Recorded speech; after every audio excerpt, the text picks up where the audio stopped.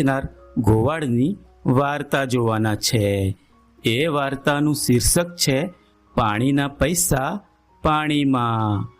એ વાર્તામાંથી આપણને શું શીખવા મળે છે એ આપણે વાર્તાના અંતમાં જોઈશું। તો ચાલો જોઈએ વાર્તા પાણીના પૈસા પાણીમાં। એક ચંદ્રપુર નામનું ગામ હતું।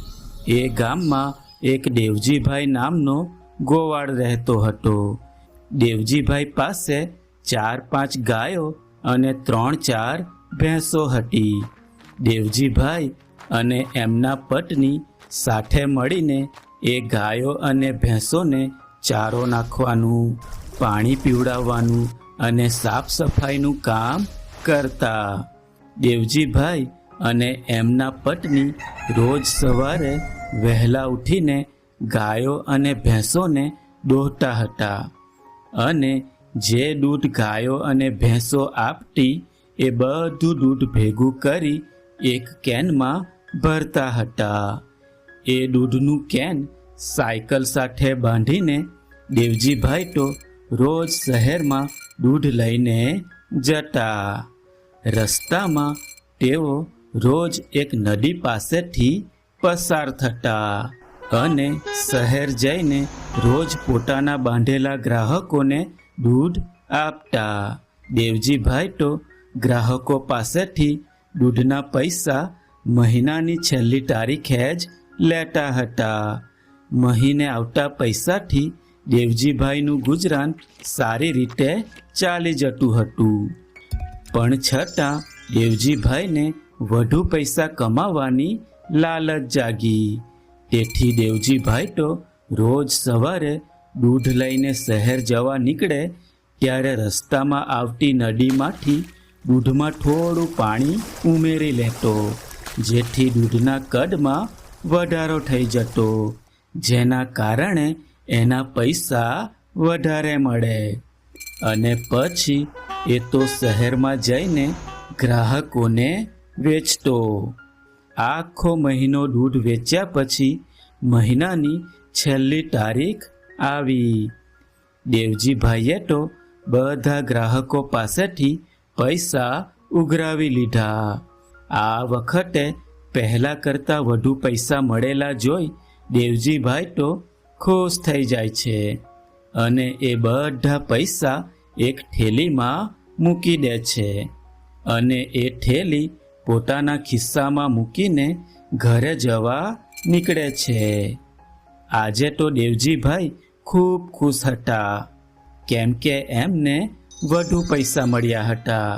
ત્યારે રસ્તે નદી આવે છે। બપોરનો સમય થવા આવ્યો હતો અને ગરમી પણ ખૂબ હતી।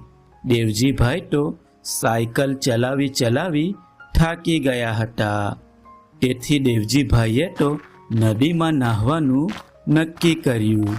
તેથી એ તો ત્યાં નદી કિનારે એક ઝાડ પાસે સાયકલ મૂકી કપડાં કાઢી નદીમાં નાહવા માટે પડે છે અને નદીના ઠંડા ઠંડા પાણીમાં નાહવાની મજા લેવા લાગે છે। ત્યારે એ ઝાડ ઉપર એક વાંદરો બેઠો હતો। વાંદરો તો કૂદીને નીચે આવે છે અને દેવજીભાઈના કપડાં ખોરવા માંડે છે। ત્યારે એને દેવજીભાઈના ખમીસના ખિસ્સામાંથી એક થેલી મળે છે। વાંદરાને એવું લાગ્યું કે થેલીમાં કંઈ ખાવાનું હશે, તેથી એ તો થેલી લઈને ઝાડ પર છલાંગ મારી ચડી જાય છે। આ બાજુ દેવજીભાઈ તો નાહવામાં મશગુલ હતા। ત્યારે ઝાડ ઉપર બેઠેલો વાંદરો તો થેલીમાં હાથ નાખી ખાવાનું શોધવા લાગ્યો અને એક પૈસાની નોટો કાઢીને નદીમાં ફેંકવા લાગ્યો। ઝાડ પરથી પડીને નદીમાં વહેતા પૈસા જોઈને દેવજીભાઈ તો ચોંક્યા અને ઝાડ ઉપર જોયું તો એના પૈસાની થેલી વાંદરાના હાથમાં હતી અને વાંદરો તો થેલીમાંથી એક કરીને પૈસાની નોટો પાણીમાં ફેંકતો હતો। તેથી દેવજીભાઈ તો બેબાકડો થઈ જોર જોરથી બૂમો પાડવા લાગ્યો, એ મારા પૈસા, એ મારા પૈસા, ઓ મારા પૈસા, મારા પૈસા પેલો વાંદરો લઈ ગયો, કોઈ ઉતારો એને, કોઈ ઉતારો. પણ વાંદરાને શું સમજ પડે પૈસામાં? એ તો થેલીમાંથી નોટો કાઢતો જાય ને પાણીમાં ફેંકતો જાય. દેવજીભાઈ તો ખૂબ ધમ પછાડા કરતો કરતો પાણીની બહાર આવે છે અને બોલે છે, એ મારા પૈસા, એ મારા પૈસા, ઓ મારા પૈસા, એ વાંદરા મારા પૈસા આપી દે, ઓ વાંદરા મારા પૈસા આપી દે. છેવટે વાંદરો પૈસાવાળી થેલી નીચે ફેંકે છે અને દેવજીભાઈ એ થેલી ઝીલી લે છે અને ફટાફટ થેલીમાંથી વધેલા પૈસા કાઢીને ગણવા માંડે છે. તો દેવજીભાઈને ધ્યાનમાં આવે છે કે થેલીમાં એટલા જ પૈસા બચ્યા હતા જેટલાનું એ ચોખ્ખું દૂધ વેચવા માટે લઈ જતો. પણ દૂધમાં પાણી ઉમેરીને જે ગ્રાહકો પાસેથી વધારેના પૈસા મેળવ્યા હતા એટલા બધા પૈસા પાણીમાં વહી ગયા હતા. તેથી દેવજીભાઈ તો નિરાશ થઈને બેઠા હતા. ત્યારે એક વૃદ્ધ દાદા ત્યાંથી પસાર થયા. તેમણે દેવજીભાઈને નિરાશ થઈને બેઠેલા જોઈને પૂછ્યું કે, શું થયું બેટા, કેમ દુખી છે? તો દેવજીભાઈ કહે, શું કહું કાકા, આ ઝાડ પર બેઠેલા વાંદરાએ મારી પૈસાની પોટલી લઈને તેમાંથી થોડા પૈસા કાઢીને નદીમાં ફેંકી દીધા. તો વૃદ્ધ દાદા કહે, બેટા, નક્કી એ પૈસા તે ક્યાંકથી મફતમાં મેળવ્યા હશે, તો જ એ પાણીમાં વહી ગયા.